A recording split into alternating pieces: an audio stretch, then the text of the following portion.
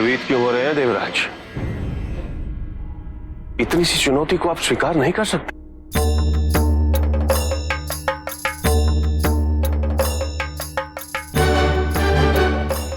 प्रयत्न तो कीजिए। मूर्ख, ऐसी तुच्छ चुनौतियां देवराज के लिए नहीं है। मुझे दो, मैं इसे फूंक से उड़ाता हूं।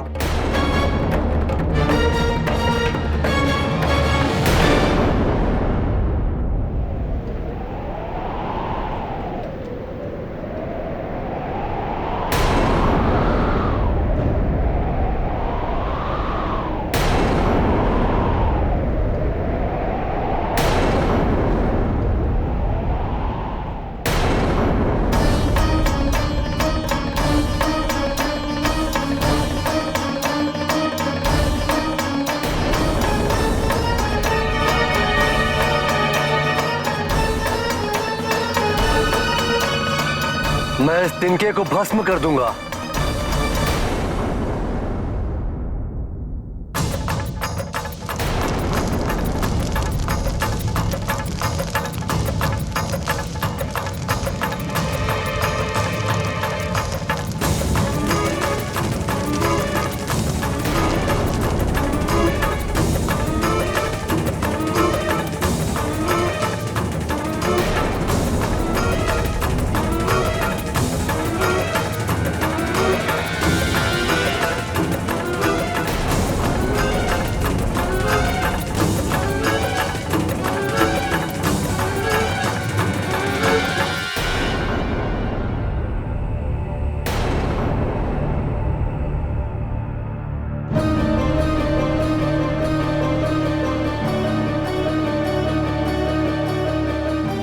कौन हो तुम?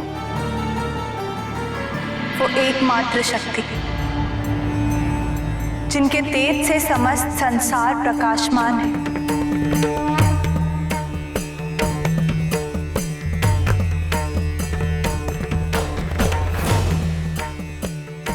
वो जीवनदायी शक्ति जिनके अभाव में कर्ण श्रवण योग्य नहीं, जिह्वा वाणी योग्य नहीं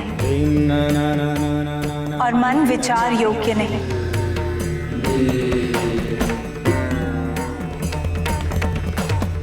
इन्हें परिभाषित करना तो संभव ही नहीं है।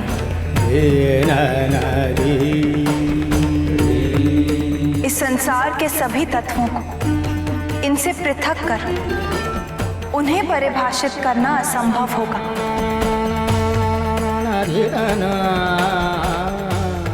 सब इन्हें मानते हैं, किंतु इनके संपूर्ण रूप को कोई नहीं जानता। और जिसे ये आभास है कि वो इन्हें पूर्णतः समझ गया है, वो ये नहीं जानता कि वो अब तक कुछ समझा ही नहीं।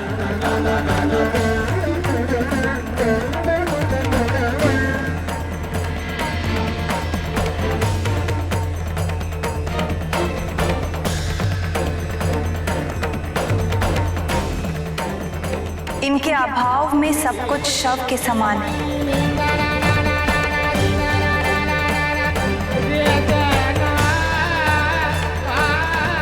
ये वही शिव है, देवों के देव महादेव। जय और पराजय सात्विकता और असात्विकता की देन। अभिमान सात्विकता का शत्रु है। जो अभिमानी है वो कभी भी दिव्य शक्तियों से विभूषित नहीं रह सकता।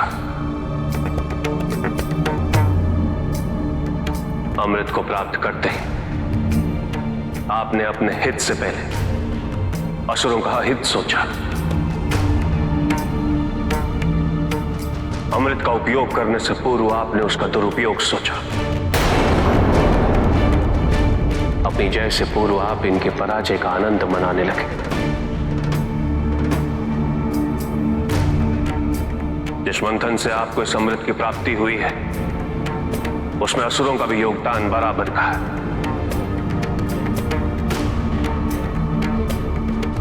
यदि असुर न होते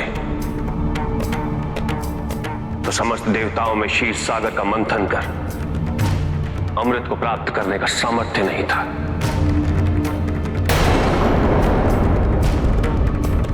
किंतु आप अमृत की उन्मत्ता में इनके योगदान के प्रति उपेक्षित हो चुके हैं। देवगण, इस संसार में उन्नति तभी संभव है जब इस संसार में समानता हो, बराबरी। यदि कोई सर्वशक्तिशाली ही नहीं रहेगा तो कोई निर्बल नहीं होगा। यदि कोई बड़ा नहीं होगा तो कोई छोटा ही नहीं रह पाएगा। शक्ति के इस असंतुलन को संतुलित रखना अनिवार्य है। जिस प्रकार आप सबने अमृत की प्राप्ति कर ली, उसी प्रकार मैं असुरों के हित के लिए शुक्राचार्य को पुनः संजीवनी विद्या प्रदान कर रहा।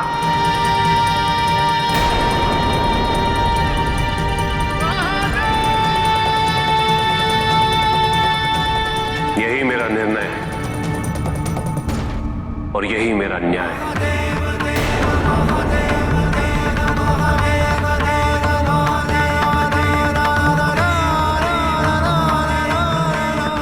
प्रभु,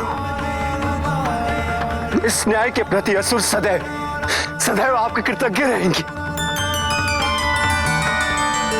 आज आपकी इस कृपा दृष्टि से प्रभु, हम असुरों का जीवन पुनः सुशोभित हो गया है।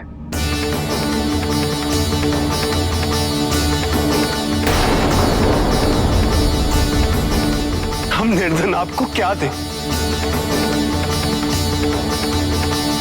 हमारा ये अभिवादन स्वीकार करके हम पर एक और उपकार कर दीजिए।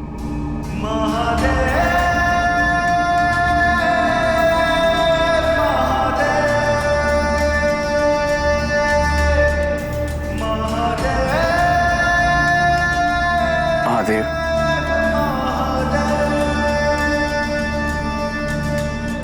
हमें भी क्षमा कर दीजिए। हमसे बहुत बड़ी भूल हुई है।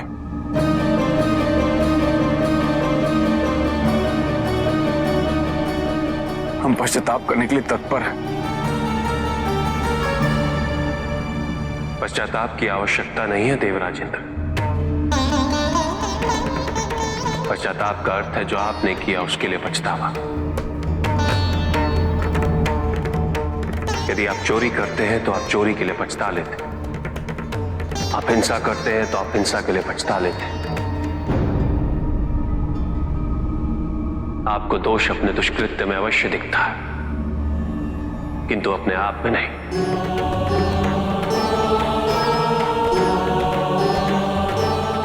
क्योंकि दोष आप अपने से बाहर ढूंढते हैं, उसके कारण अपने से पृथक करके देखना चाहते हैं।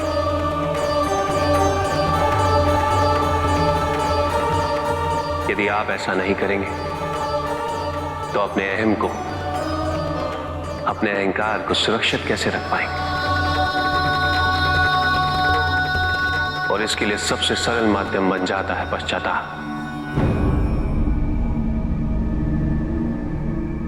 आप सबके लिए पश्चाताप नहीं,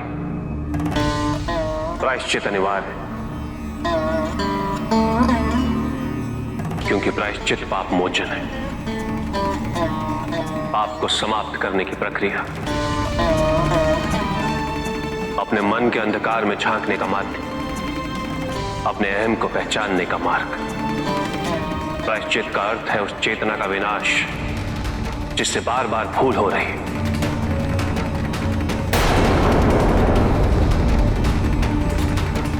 यदि आप सबको अपनी भूल का बोध है तो उससे उभरने का एकमात्र उपाय प्रायश्चित ही है। अन्यथा आप कुछ समय पछता लेंगे और पुनः वही करेंगे जो आप करते आए हैं। और ये चक्र निरंतर चलता रहेगा और आपके अस्तित्व के विनाश का कारण बनता रहेगा।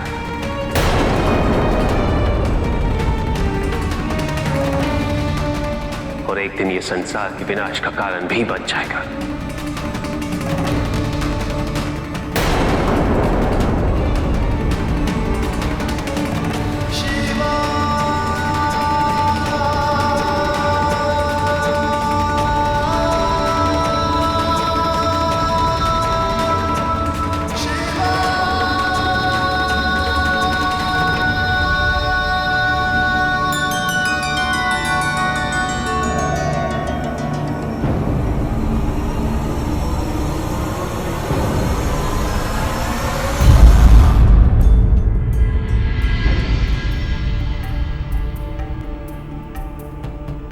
क्या कारण है कि आज मन एकाग्र नहीं हो पा रहा?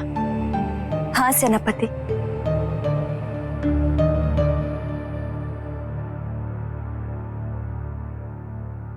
क्योंकि आपका मन आपके माता पिता और आपकी बहन को ढूंढ रहा है। संभवतः, किंतु आज की व्याकुलता कुछ भिन्न है।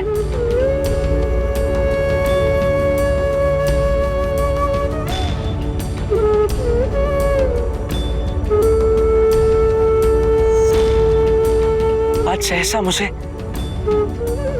अपनी बहन को देखने की प्रबल इच्छा हो रही है। इतने वर्ष हो गए और अब तक तो कितनी बड़ी हो गई होगी।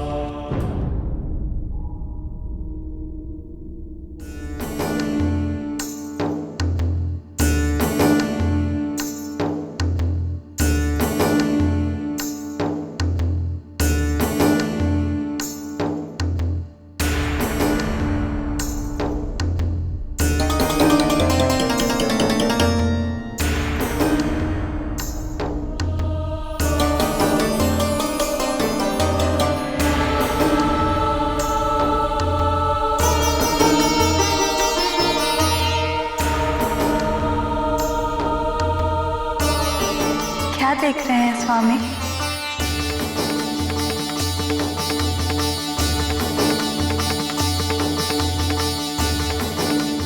अपनी पुत्री को।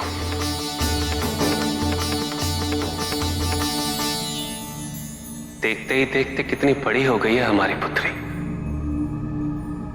पता ही नहीं चला। तो बहुत देर से किसी गंभीर सोच में डूबी है हमारी पुत्री। क्या हुआ है उसे? कोई चिंता सता रही है? हाँ, आओ हम स्वयं पूछते हैं।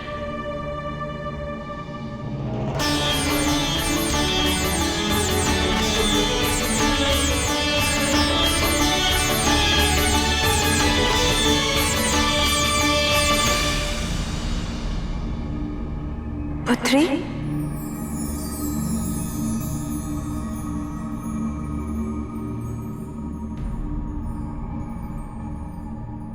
क्या सोच रही हो पुत्री?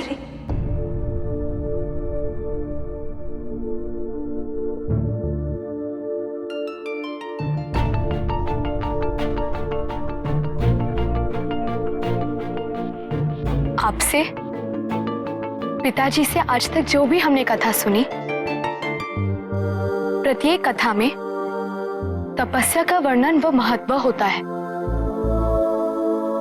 ऋषि दधीचि से भी हमने सुना कि तपस्या के माध्यम से ही मां आपको प्राप्त कर पाई। हम बस यही जानना चाहते हैं कि ये तपस्या क्या होती है?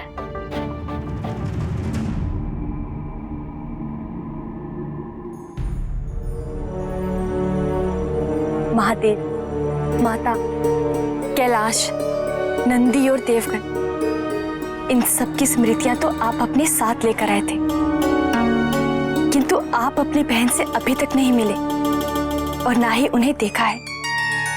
केवल आपके मन में एक छवि है उनकी, एक कल्पना कि वो कैसी दिखती होंगी। इसीलिए ये व्याकुलता। नहीं देवी, मुझे ऐसा आभास हो रहा है कि वो भी मुझे मिलने के लिए उतनी ही व्यग्र है जितना कि मैं हूं। और यही कारण है कि मेरा ध्यान बार बार टूट रहा है।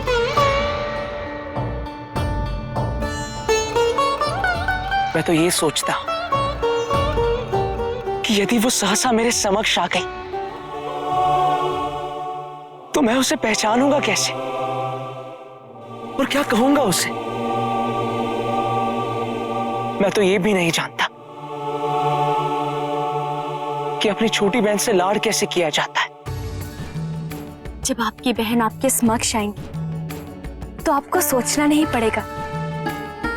आपका हृदय स्वयं आपके स्नेह की अभिव्यक्ति का माध्यम ढूंढ लेगा और आपके शब्द स्वतः जीवा पर आ जाएंगे। सेनापति, देवराज इंद्र पधारे हैं, आपसे मिलने की अनुमति चाहते हैं। देवराज इंद्र? देवराज आपसे क्यों मिलने आए हैं? वो आपको शीघ्र ही पता चल जाएगा देवी।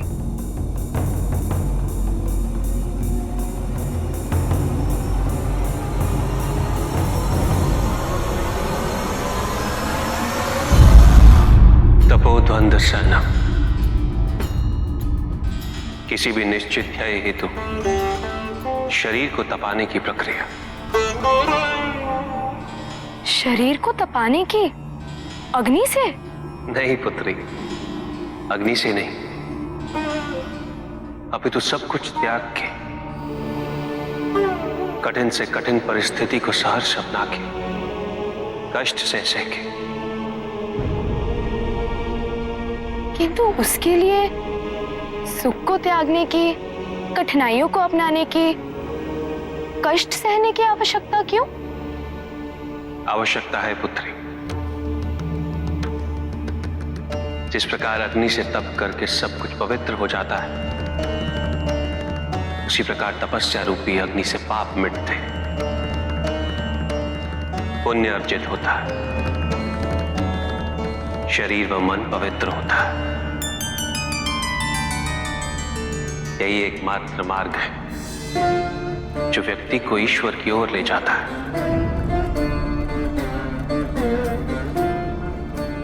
वरदान दिलाता है। कुछ व्यक्ति इसके लोभ में इसका दुरुपयोग अवश्य करते हैं, किंतु कुछ इसे आध्यात्मिक ज्ञानोदय व विकास का माध्यम बना के अपना जीवन सिद्ध करते हैं।